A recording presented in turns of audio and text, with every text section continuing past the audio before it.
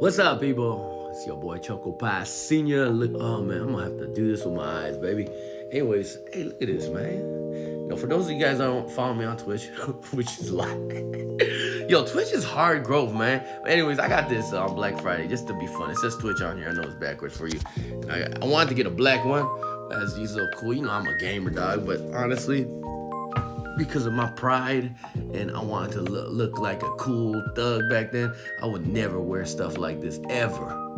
But you know what? It seems like as you grow older, you just don't give too many, you know what I'm saying? So it's weird, man. Like in my teens, like I was so insecure, but I would try to hide it. And in my 20s, I'd have this pride of a macho man because I lost weight and I got muscle on me. So I was so arrogant. And then now I'm in my 30s and I feel weaker than ever, but I just don't care.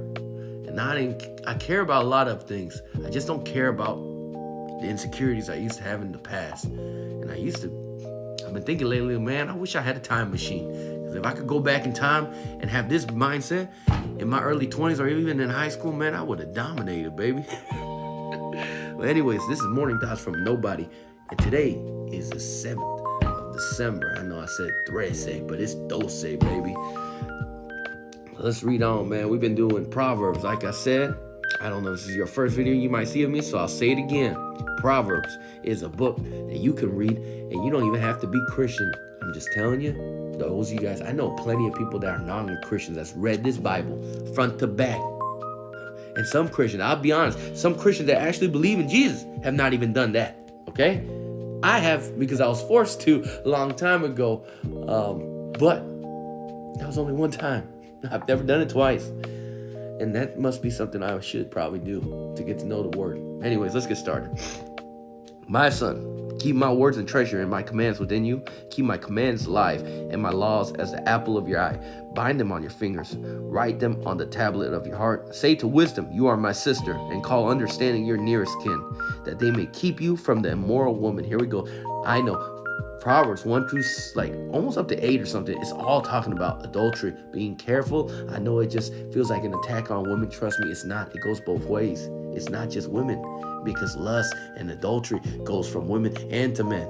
Okay, but in this time frame, you gotta understand context means everything. You can't just take what happened 2,000 years ago or whatever and put that context in today's generation. It ain't gonna work, baby. Anyways, let's go on. That they may keep you from the immoral woman, from the seductress who flatters with her words. And know this, most of the times it's talking about this is a lot of these are talking about metaphors, you know. So even when it says female, now, like, I don't know, pronouns and nouns and verbs and stuff, but you know you probably smarter than me. It's not talking about women in general sometimes in the Bible when it talks about things like this. It just uses it as a female, like a seductress, you know, because, you know, females are sexy, man. My wife is a sexy woman.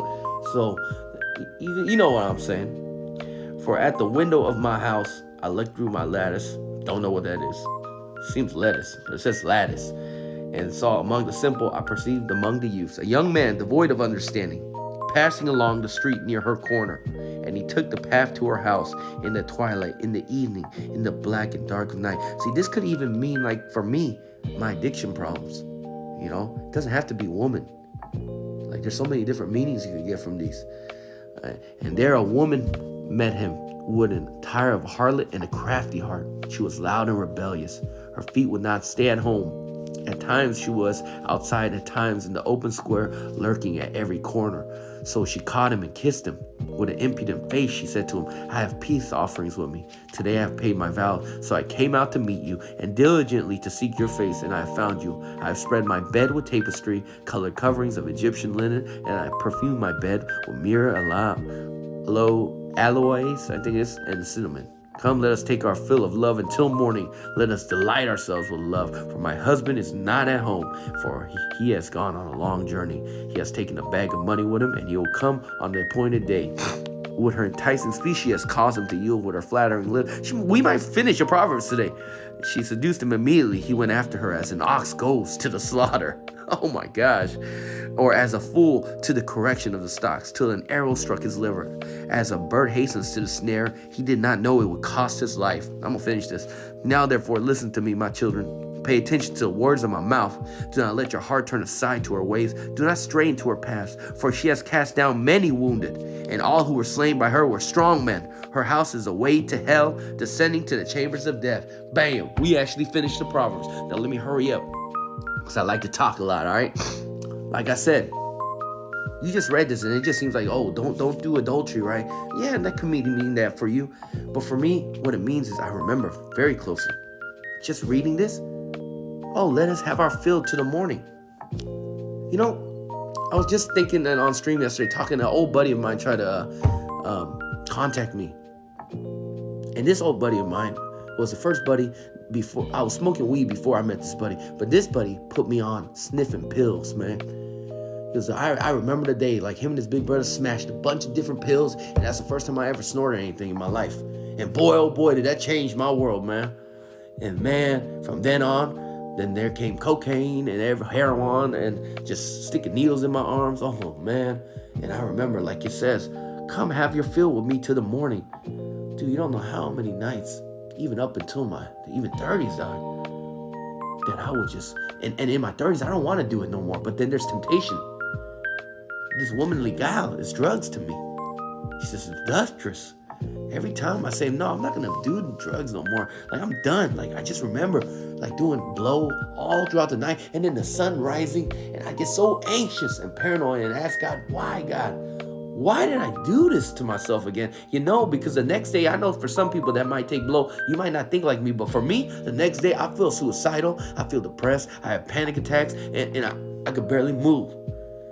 And yet, I keep falling under that pressure over and over and over again. And like it says, it only leads down to hell, man. You know, I have a good brother, a Christian friend of mine in this town. And I remember hopefully he won't mind me mentioning, like I said, I'm not going to say no names, but his brother passed away from fentanyl. And I know that thing, a lot of people have suffered with. And I remember me and him went over to his, I just came out of treatment, man. I was sober. And I hear this happening. And I remember we went over to his brother's grave. It was snowing at the time. Could be before treatment. I don't know.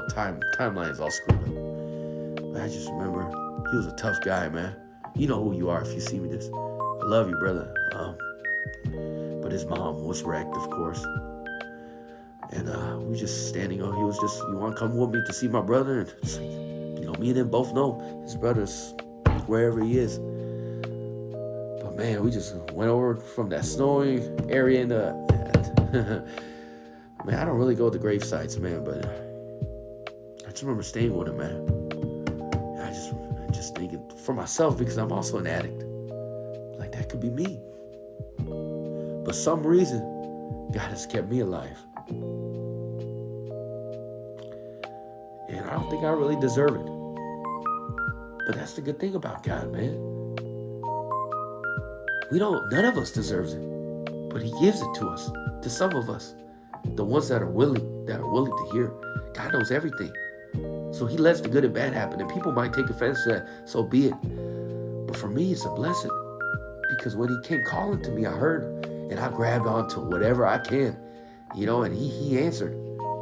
And I'm grateful that I'm alive right now, because let's be honest, we're all going to die one day, right? It just sucks when you die early, and it's sad. And how you go out. But we all gonna pass away. We're like dust. Just vapors, the Bible says.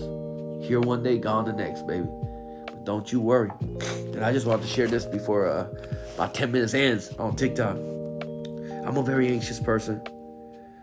But Philippians 4:6 says, be anxious for nothing, but in everything by prayer and supplication with thanksgiving, let your requests be made known to God. Verse 7, and the peace of God, which surpasses all understanding, will guard your hearts and mind through Christ Jesus.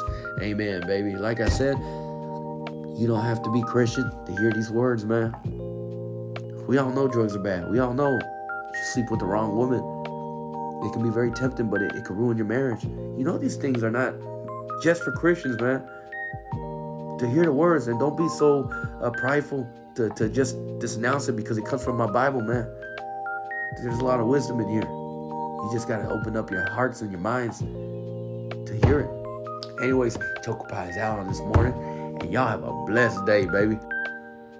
Just a pretty princess content real quick. I love you, girl. I love you.